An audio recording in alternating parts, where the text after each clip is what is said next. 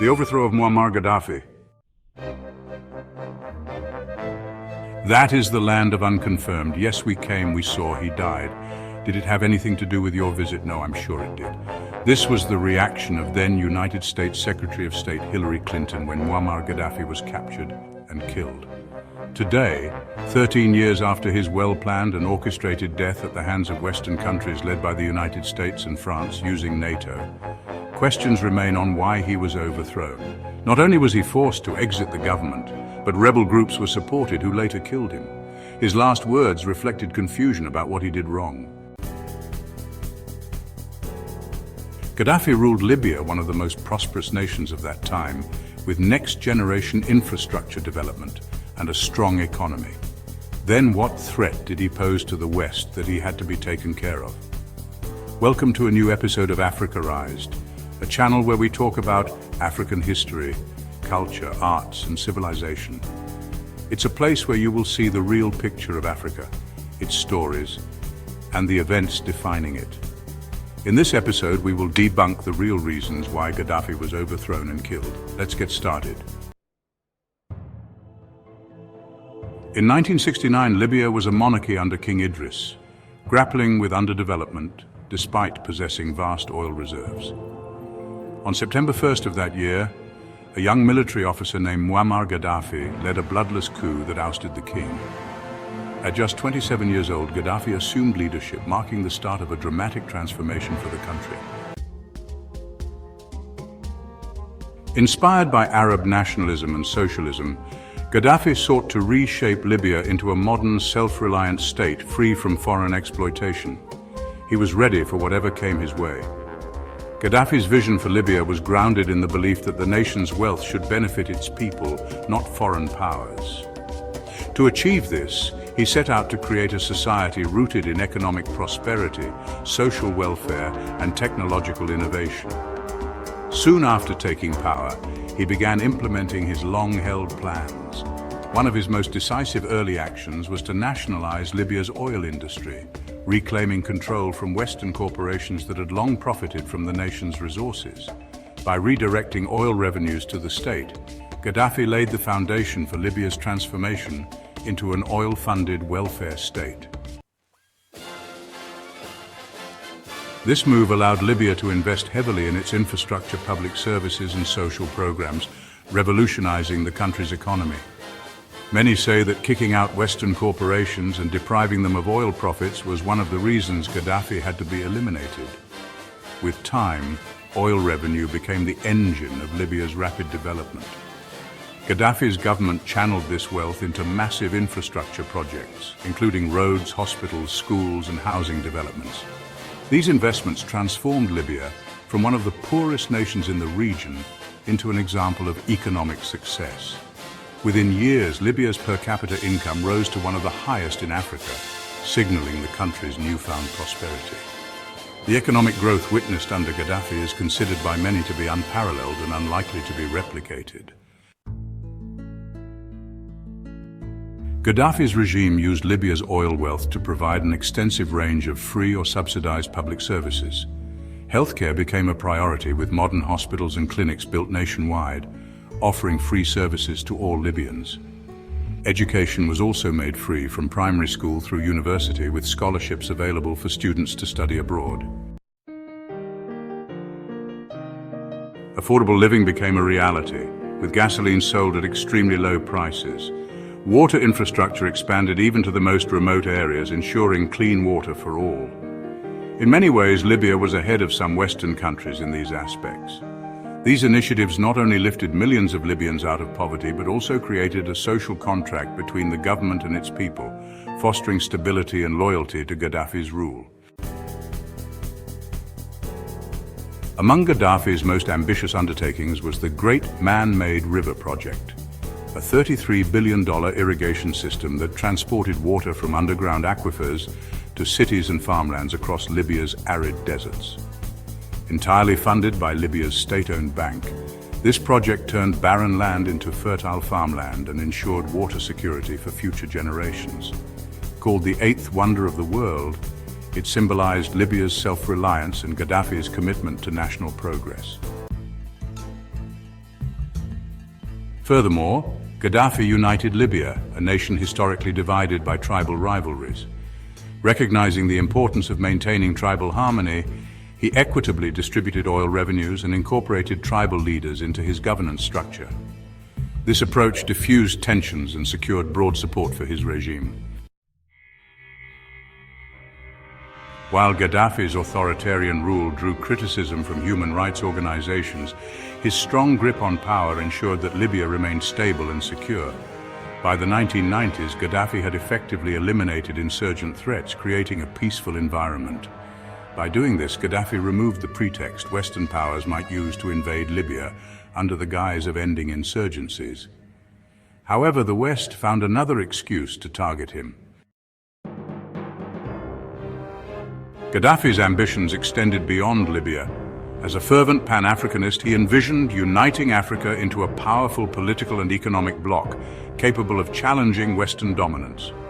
His vision was bold and transformative, but alarmed global powers invested in maintaining the status quo. At the heart of Gaddafi's dream was the creation of a gold-backed African currency, the gold dinar.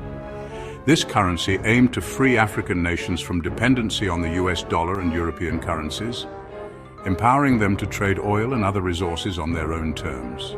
The gold dinar would be underpinned by Libya's substantial gold reserves, giving it intrinsic value and stability.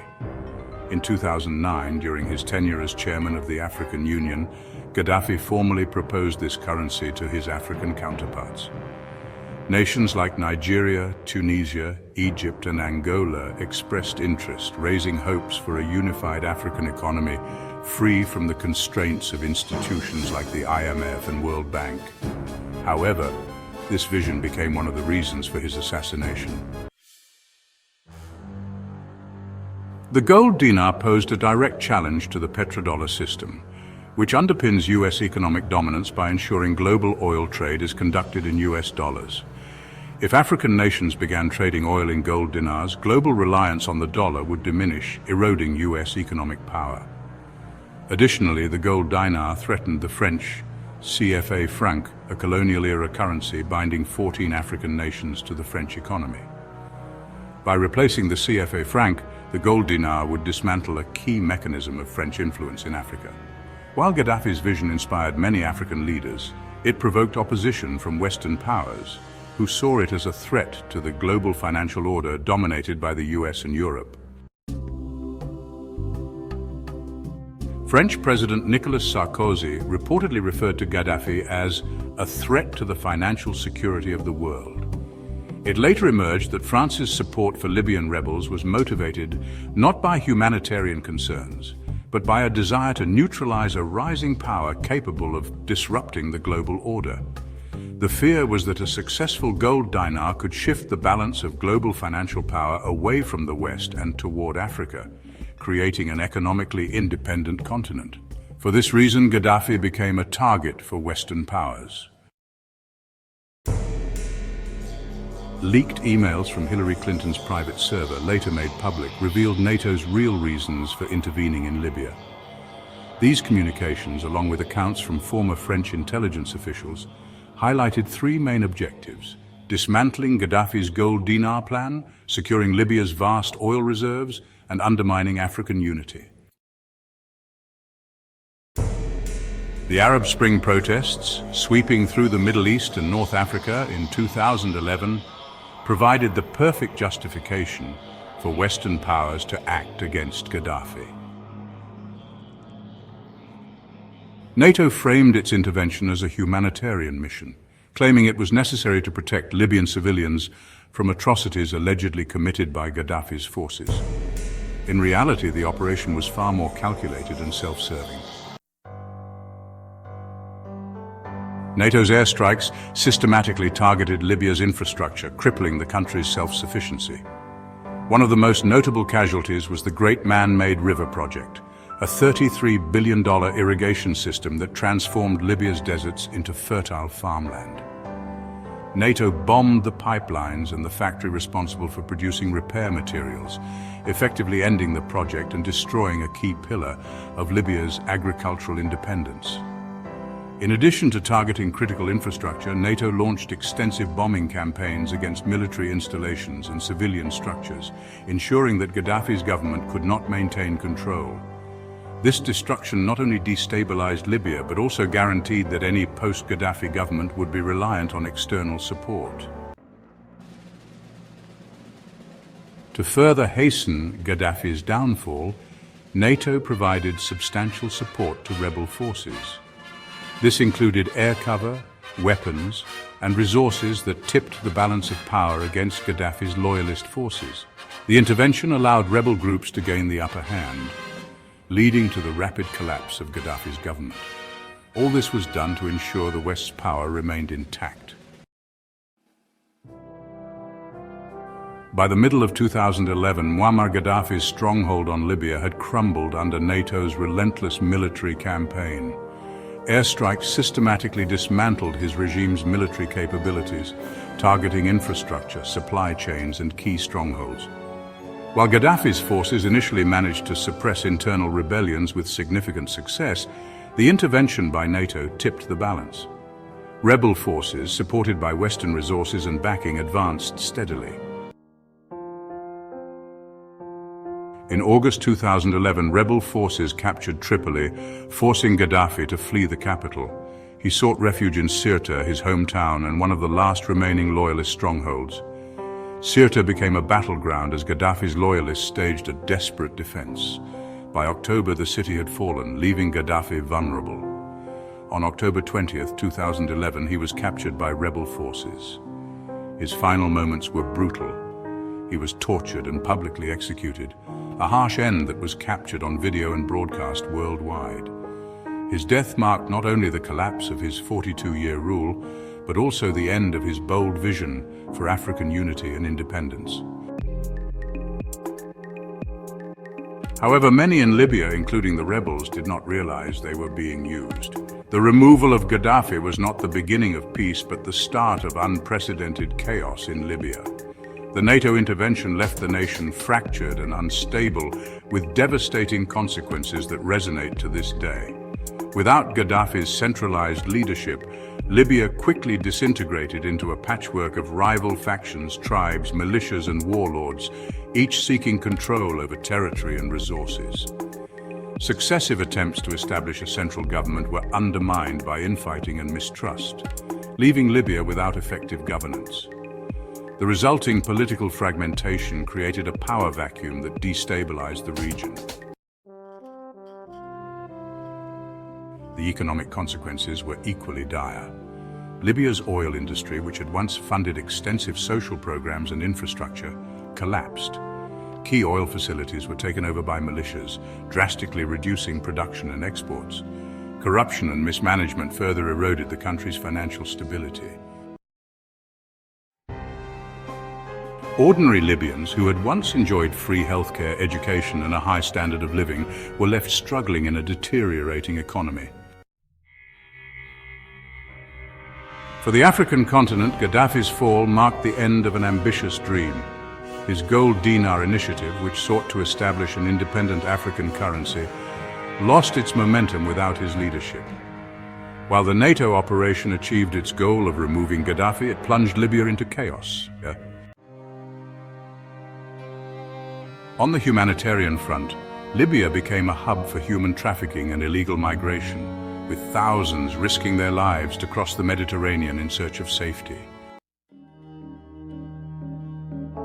The once secure nation, free from insurgent threats under Gaddafi's rule, became a breeding ground for extremist groups, further destabilizing the region. The events leading to Gaddafi's removal were far more calculated than publicly portrayed. Former French intelligence chief Jean-François Luer, in his book, revealed the covert operations and political maneuvering behind the scenes. He described NATO's intervention as a military success but a political disaster, criticizing its lack of foresight and morally questionable motives. In the years preceding the conflict, Gaddafi had made overtures to Western powers, offering to open Libya's economy to foreign investment. These efforts were part of a broader strategy to ensure his regime's survival while maintaining control over Libya's resources. However, Western leaders, particularly in France and the United States, viewed Gaddafi as a destabilizing figure. His vision for African unity and the gold dinar was seen as a direct threat to their economic dominance. Tragically, actors from Libya itself were used to eliminate Gaddafi. It would have been nearly impossible to end Gaddafi without NATO's support from inside Libya. But after he was removed for Western benefits, Libyans saw how the West had used them. Today, Libya's economy, once one of Africa's strongest, has suffered a severe decline since 2011. Before the fall of Gaddafi, Libya's GDP stood at approximately $75 billion in 2010, with a per capita GDP of around $12,250, among the highest in Africa. The oil revenues that funded this wealth enabled the government to provide a robust welfare system and public services. However, the civil war caused by Western propaganda led to a 62.1% contraction in GDP. While the economy showed signs of recovery in 2012, it has remained highly unstable. GDP per capita today lags significantly behind pre-war levels, reflecting the broader economic turmoil. Libya's oil industry, the backbone of its economy, has been hit hard. Under Gaddafi, the country produced approximately 1.6 million barrels of oil per day, accounting for 95% of its export revenue. Post-2011, oil production has frequently dropped below 1 million barrels per day due to persistent conflict and infrastructure sabotage. Political standoffs have further slashed production, crippling Libya's ability to rebuild its economy. Libya once prided itself on strong human development metrics. Under Gaddafi, the nation had a comprehensive healthcare system free for all citizens and a life expectancy of 74 years. Post-2011, the healthcare sector has crumbled due to infrastructure damage, shortages of medical supplies, and the collapse of public health administration. Life expectancy has declined and mortality rates have risen, especially among vulnerable populations. The ongoing conflict has devastated Libya's infrastructure. The Great Man-Made River Project, a $33 billion irrigation system that transformed arid deserts into fertile farmland and supplied water to millions, was a notable casualty. Bombing campaigns targeted critical pipeline factories, crippling Libya's ability to maintain or repair the system. Today, water scarcity poses a significant challenge for communities across the country. Libya can never again be what it was under Gaddafi, and that's precisely what the West planned. If Gaddafi had been allowed to continue, he might have ended Western hegemony and power over the world. Do you see a pattern in the assassinations of great African leaders loved by their nations but mysteriously eliminated? Let us know in the comments section below. What if Colonel Muammar Gaddafi was alive today? Want more videos like this? Subscribe to our channel, press the bell icon, and stay tuned as we bring more content about Africa, its history, rich arts, and culture. Thanks for watching.